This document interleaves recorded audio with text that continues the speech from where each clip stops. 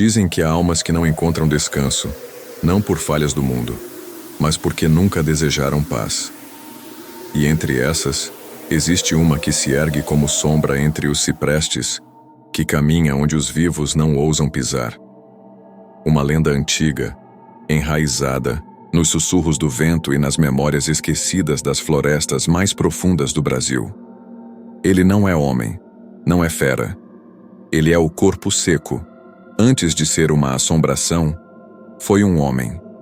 Mas não um homem comum. Era alguém cuja crueldade transbordava, cujas ações fizeram a terra estremecer de dor. Espancava a mãe, amaldiçoava o nome de Deus, ria do sofrimento alheio. Enquanto a vizinhança temia sua presença, os animais fugiam de seu toque, como se algo ancestral dentro deles reconhecesse o perigo. Cresceu sem compaixão e morreu sem perdão. Quando finalmente a morte o abraçou, nem o céu o quis, nem o inferno o aceitou. Seu corpo foi rejeitado pela terra. Os coveiros disseram que o solo endureceu como pedra sob seu caixão, recusando-se a abrigar aquele ser. Tentaram cavar em outros lugares, mas por onde passavam, a terra se tornava poeira seca. Nada o absorvia. E então a transformação começou. Seu corpo apodreceu por fora, mas permaneceu vivo por dentro. Os músculos secaram, os ossos se retorceram, a pele colou-se à carne como pergaminho antigo. Não restou ali humanidade. Restou apenas o ódio, a dor e a recusa eterna. Ele emergiu do túmulo que nunca teve. Caminha curvado, coberto de cascas ressequidas, olhos fundos que ardem com a chama do ressentimento eterno. Um ser entre mundos, sem alma, sem destino.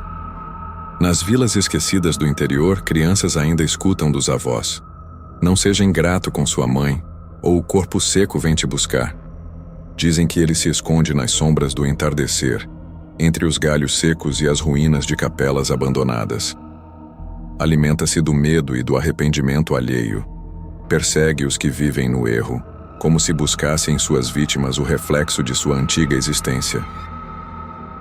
Há relatos. Gente que viu uma figura magra e retorcida cruzando trilhas à noite. Que ouviu lamentos saindo do meio da mata, como se a floresta chorasse. Um fazendeiro contou ter encontrado o gado morto, com os olhos arrancados, e pegadas secas ao redor do curral.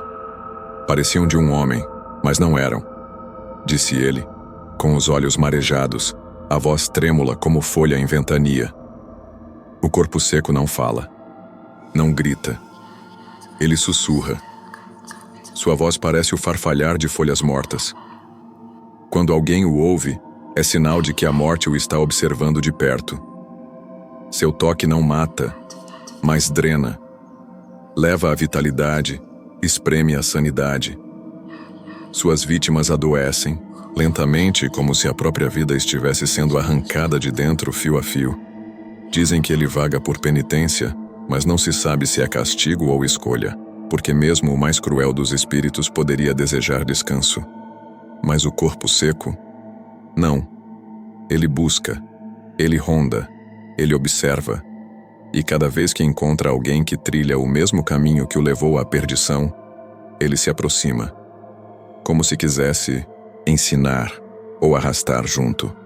Em algumas noites, durante as secas mais severas, seu cheiro toma o vento, um odor de carne velha, folhas mortas e sangue seco.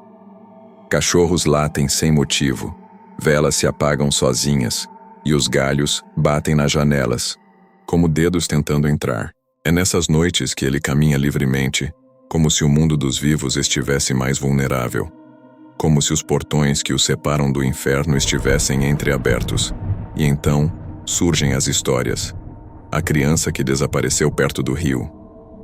O andarilho que foi encontrado com os olhos esbugalhados de terror.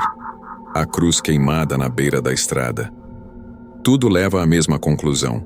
O corpo seco passou por ali. Não deixa marcas convencionais. Deixa ausência. Deixa um silêncio pesado. Deixa pesadelos. Muitos tentaram exorcizá-lo.